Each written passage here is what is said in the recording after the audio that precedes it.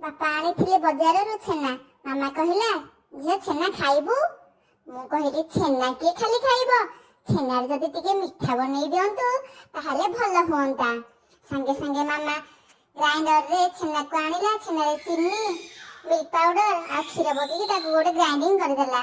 तापरे गोटे पैन रे गुआ घी टिके पकेई से मिश्रण को सेथिरे पकेई ताको खाली घांटिला। सेथिरु खाली पानी बाहरिला। तापरे केते बादाम रखिथिले ताको भल भाबरे गुंड कर देला। एपटे छेनार सब पानी मरी सब सुखी जाइथिला।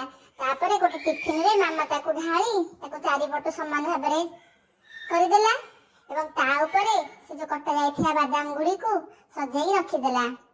तापरे ताको टिफिन कवर देई ताको रेफ्रिजरेटर भितरे आधा घंटे पई रखि देला। तापरे तो एमिति पीस पीस करी काटी की देला जो टेस्ट लागिला। जदि मो वीडियो टी आपनको भल लागिथिबो ताहले मो चैनल को सब्सक्राइब करिवे।